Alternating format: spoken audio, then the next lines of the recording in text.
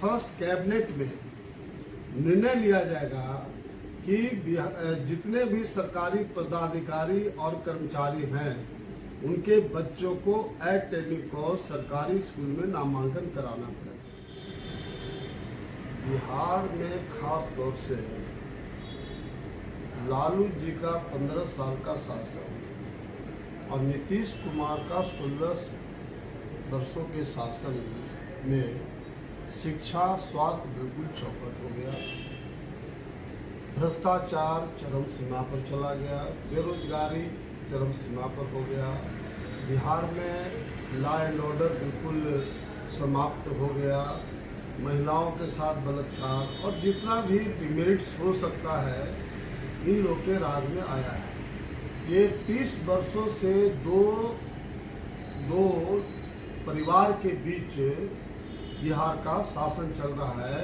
लगता ही नहीं कि यहाँ डेमोक्रेसी और प्रजातंत्र में डेमोक्रेसी राजतंत्र का कोई मतलब नहीं है। तो जहाँ ये दोनों लालू और नीतीश जो बड़े भाई छोटे भाई बने हुए हैं, ये बराबर चाहते हैं कि तुम नहीं तो हम नहीं तो तुम, जबकि दोनों का राज बिल्कुल घटिया तरीके से राज चल रहा है।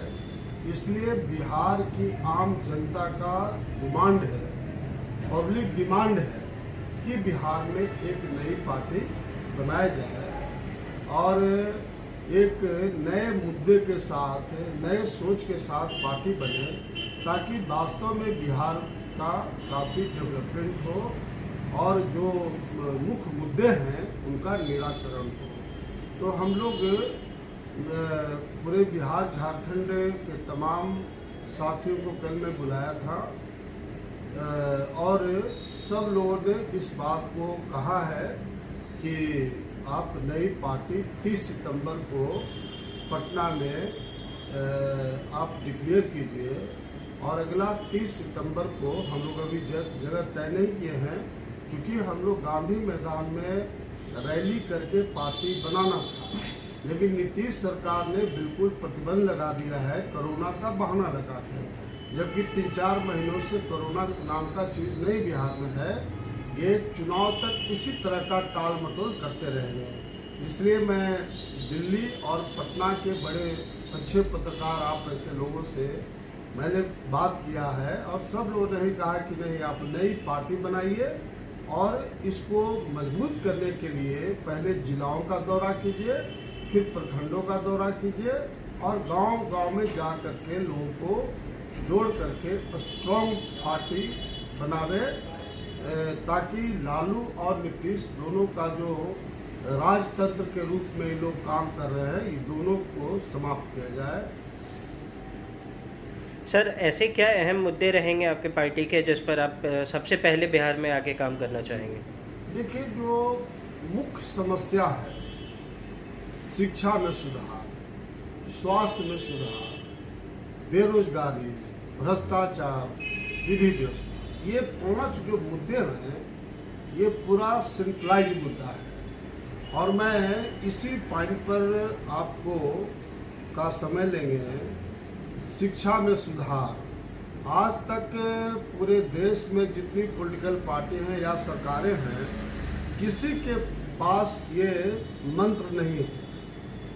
मैं मंत्र दे रहा हूँ आपके माध्यम से बिहार की जनता को कि 1 सेकंड का काम है। हमारी पार्टी की सरकार बनेगी, फर्स्ट कैबिनेट में निर्णय लिया जाएगा कि जितने भी सरकारी पदाधिकारी और कर्मचारी हैं उनके बच्चों को एट एनी कॉस्ट सरकारी स्कूल में नामांकन कराना पड़ेगा। जब डीएम, एसपी और डिस्ट्रिक्ट एजुकेशन ऑफिसर का बेटा बेटी सरकारी स्कूल में पढ़ेगा, रातों रात शिक्षा में गुणवत्ता आएगी, प्रॉपर वे में शिक्षक आएंगे, प्रॉपर वे में टीचर पढ़ाएंगे। ये जो मिड डे मिल है, इसका सिंपल उपाय है, बहुत राज्यों में है कि किसी कॉन्ट्रैक्टर को वो दे दिया जाएगा, वो टीचर को या स्टूडेंट को खाना खिलाने का काम करेंगे।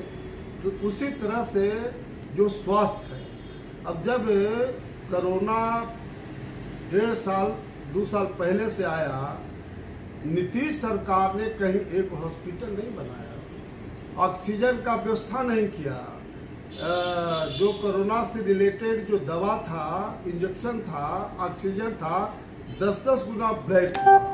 तो सरकार का काम है कि प्रॉपर वे में पहले अरेंजमेंट मैनेजमेंट कर ले, जो डॉक्टरों की समस्या है, जो पेशेंट की समस्या है, उन समस्याओं को लेकर के एक नई नीति बनाया जाए, जिससे चलते आम जनता को भी कोई प्रॉब्लम नहीं हो, डॉक्टर भी खुश होकर के काम करे और सरकार पहले प्रॉपर वे मैनेजमेंट करे। उसी तरह से बेरोजगारी की बात कीजिए, बेरोजगारी में का जो आलम है कि आज शिक्षित बेरोजगार नौजवान भटक रहे हैं, वो अपने डिमांड के लिए जाते हैं, नीतीश सरकार उनको लाठी से स्वागत करती है।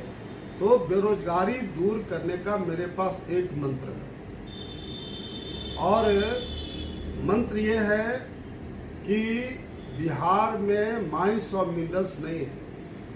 माइंस का डेवलपमेंट और मिनरल्स बेस्ड कारखाने नहीं के बराबर लगेंगे, क्योंकि रॉ मटेरियल नहीं है। यह कृषि प्रधान देश है, और कृषि प्रधान देश में अगर कृषि से किसान जो उत्पादन करते हैं, अन्न है, फल फ्रूट्स है, वेजिटेबल है, पोल्ट्री है, फिशरीज है, अगर प्रॉपर वे में आप अन्न को लीजिए, एक धान को ही ले लीजिए, धान से कम 10-15 तरह का छोटे छोटे इंडस्ट्री खाने पीने का आप लगा सकते हैं। केला से केला का चिप्स वगैरह पूरे दुनिया के पैमाने पर वो बिक सकता है, आलू का चिप्स पूरे दुनिया में बिक सकता है। तो इसमें जो जितने अन्न हैं उस पर हमारी सरकार बनेगी तो हम लोग रिसर्च कराएंगे कि और क्या क्या इसमें बनाया जा सकता है। तो जो फिशरी है, अब उत्तरी बिहार जाइए, बड़े बड़े तालाब और झील जो ही पड़े रहते हैं। अगर प्रॉपर वे में शिक्षित बेरोजगार नौजवानों को प्रॉपर कैपिटल दिया जाए और फिशरी को बढ़ावा दिया जाए, पोल्ट्री को बढ़ावा दिया जाए। आज पूरा फिशरी जो है आंध्र प्रदेश से आता है, दूसरे जगह से पोल्ट्री आ रहा है। तो सरकारी फंड से, सरकारी कैपिटल से शिक्षित बेरोजगार नौजवानों को प्रॉपर वे में अगर काम करने के लिए पैसा दिया जाएगा, जो मैंने कहा कि अन्न और फल फ्रूट से के आधार पर जो छोटे छोटे कारखाने गांव-गांव में लगा दिया जाएगा, तो करोड़ों करोड़ शिक्षित बेरोजगार नौजवानों का रोजगार मिल सकता है। ये संभव नहीं है, मैं बार बार कहना चाहता हूँ। कितनों पॉपुलर मुख्यमंत्री कोई बन जाएगा, सरकारी विभाग में सबको नौकरी नहीं दिया जा सकता है, बल्कि रोजगार दिया जा सकता है। हम लोग बिल्कुल आपके सामने कहना चाहते हैं कि 100% लोगों को रोजगार हम देंगे। अगर किसी पॉलिटिकल पार्टी ने आज तक अगर ये बातें कहा है, आप हमको बताइए। उसी तरह से लॉ एंड ऑर्डर है, लॉ एंड ऑर्डर का बिगड़ने का सबसे बड़ा कारण है ये ट्रांसफर पोस्टिंग है। मुख्यमंत्री आवास से जितने भी IAS, IPS, SDO, DSP का ट्रांसफर पोस्टिंग होता है, काफ़ी बड़े पैमाने पर इन लोग से पैसा लिया जाता है, मेरा स्पष्ट आरोप है। और अगर CBI इसका जांच करे तो हर ट्रांसफर पोस्टिंग को देखेंगे, ये बड़े पैमाने पर भ्रष्टाचार मुख्यमंत्री आवास से हो रहा है। तो आप बताओ कि जब मुख्यमंत्री ही भ्रष्ट होगा तो आम लोग उससे कैसे उम्मीद करेंगे। और साथ साथ जो पुलिस विभाग है, पुलिस को इतना था पावर दे दिया गया। अंग्रेज के टाइम में भारत गुलाम था, गुलामों को कैसे हम टॉर्चर करें, गुलामों को कैसे हम दबा के रखें, ये अंग्रेज के टाइम में नीति थी। और उसी नीति पर आज बिहार और देश की सरकार चल रही है। इसलिए हम लोग अपने पार्टी में प्रोविजन करेंगे, पार्टी सत्ता में आएगी तो पुलिस का काम होगा सिर्फ FIR करना, और जो मजिस्ट्रेट होगा उसका केस का सुपरविजन करना। सुपरविजन में जो दोषी होगा उसको पुलिस गिरफ्तार करेगी, है ना। तो इस तरह से अब आज एक थाना प्रभारी को ले लीजिए, एक उसके अंदर में रहने वाला जो लोग है, थाना प्रभारी अपने आप को राजा से कम नहीं मानता है, अन्य लोगों को वो गुलाम ऐसा ट्रीट करता है। कोई मतलब है क्या डेमोक्रेसी में? इसलिए पुलिस का जो पावर है उसको हम लोग कम करेंगे। और न्यायालय को देखिए, न्यायालय में दो चीज़ें हैं, एक तो सुप्रीम कोर्ट और हाई कोर्ट में जो नियुक्ति होती है, जो 90% बैकवर्ड दलित आदिवासी मुसलमान हैं, वह मात्र 2% सुप्रीम कोर्ट में है, 82% ये 2% है, और हाई कोर्ट में मुश्किल से वो 8 से 10% 90% वाले जज हैं। 10% जो ऊंची जात के लोग हैं, खास तौर से इन लोग 98% सुप्रीम कोर्ट में जज हैं और 82% के आसपास हाई कोर्ट में जज है। ये डेमोक्रेसी है क्या? ये बिल्कुल जो भीमराव अंबेडकर साहब ने जो संविधान में प्रोविजन किए थे कि जिस तरह से यूनियन पब्लिक सर्विस कमीशन का एग्जाम होता है, कंपटीशन से IAS, IPS, IFS बनता है, उसी धारा के तहत ऑलरेडी प्रोविजन है कि जुडिशरी सर्विस कमीशन बनाया जाए और जुडिशरी सर्विस कमीशन में कंपटीशन के साथ जज का नियुक्ति हो। लेकिन आज कॉलेजियम सिस्टम है, कॉलेजियम सिस्टम में के वजह से इस तरह का स्थिति पैदा है। आप जहां एक और अपर कास्ट के लोग 98% हाई कोर्ट में जज है, 80-82% हाई कोर्ट में है, इधर सुप्रीम कोर्ट में है, लेकिन कितनों तेज तरार ब्राह्मण है, राजपूत है, भूमिहार है, ब्राह्मण है, हर जो भी अपर कास्ट के लोग हैं, कितना भी तेज तरार होगा लेकिन वो जज नहीं बन सकता है, क्योंकि कॉलेजियम सिस्टम है, पिक एंड चूज, भाई भतीजावाद, और इस टाइप से जज की नियुक्ति होती है। तो बिल्कुल हम लोग नए सोच, एक ये मुद्दा हुआ जुडिशरी में सुधार करने का। दूसरा सुधार करने का जो बहुत और भी महत्वपूर्ण है कि कोई भी मुकदमा, मर्डर केस या जमीन के केस को देखेंगे तो 15, 20, 25 साल तक केस फाइनल होता है। हमारी पार्टी का बिल्कुल सोच है कि 1 साल के अंदर में at any cost lower court से सुप्रीम कोर्ट तक केस फाइनल होना चाहिए। जो दोषी है उसको फांसी लगाइए, आजीवन कारावास कीजिए। उसका सबसे बड़ा कारण है कि गवाह काफ़ी हो जाते हैं और एक गवाह 10 बार 20 बार उनका वकील जो है समय लेता है। इसमें एक लाइन का कानून बनेगा कि जो भी गवाही देने वाले हैं, एक नोटिस जाएगा, एक बार उनको जो बात कहना कहें, अगर नहीं पहुंचते हैं तो इसका मतलब जुडिशरी समझेगा कि आपको इस बारे में कुछ नहीं बोलना है। तो 1 साल के अंदर में लोअर कोर्ट से सुप्रीम कोर्ट तक फैसला इलेक्ट्रॉनिक दे, उससे आम लोगों को करोड़ों रुपया जो वकील को और आने जाने में खर्च होता है, आम लोग को भी बचेगा, और करोड़ों रुपया जो जेल में खाना पीना और उसके मैनेजमेंट पर जो खर्च होता है, करोड़ों रुपया सरकार का बचेगा।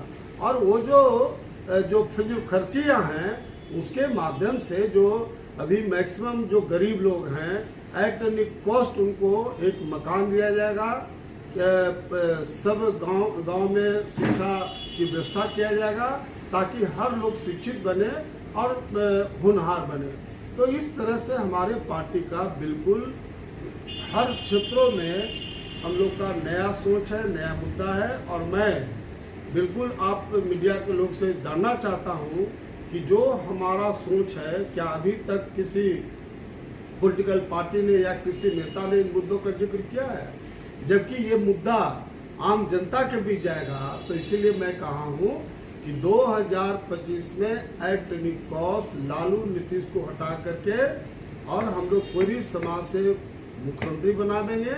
और जैसा मैंने कहा कि जो सभी समाज है, एक मुसलमान, एक अति पिछड़ा, एक दलित और ऊंची जात से एक लोग को डिप्टी सीएम बना देंगे, ताकि सभी समाज को लगे कि प्रॉपर वे में हम लोग को हिस्सेदारी मिल रहा है। और जहाँ लाइन ऑर्डर की बात एक लाइन में समझिए, सरकार चाह लेती है तो वो पत्ता नहीं हिलता है। अगर सरकार फुल फ्लेजेड माइंड बना लेगा कि मेरे राज्य में न दंगा होगा, दंगा करने वाले ताकतों को बुलडोजर से कुचल दिया जाएगा, जो कायम करने वाले लोग हैं उनको अलर्ट कर दिया जाएगा कि अब ये मर्डर और गुंडागर्दी सरकार नहीं सहेगी। किसको हिम्मत है जो सरकार के खिलाफ लड़ेगा? किस क्रिमिनल को हिम्मत है जो पुलिस से लड़ेगा? लेकिन लच्चर व्यवस्था की वजह से ये आम बात है कि नीतीश सरकार में रोज हत्या और बलात्कार टाइप की घटना हो रही है।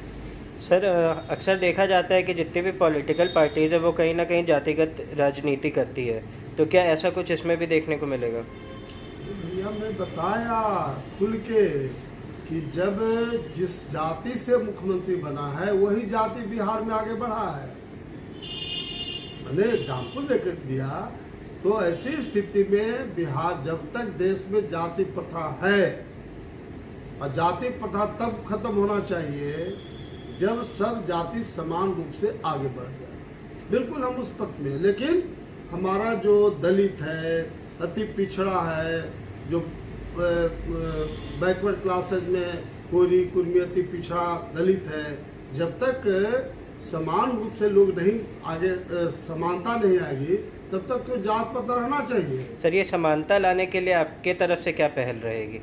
समानता लाने के लिए सभी जाति को प्रॉपर हक हिस्सा मिलेगा, है ना। जो शिक्षित बेरोजगार नौजवान हैं उनको रोजगार मिलेगा, डेफिनेटली समानता है। बहुत बहुत धन्यवाद सर।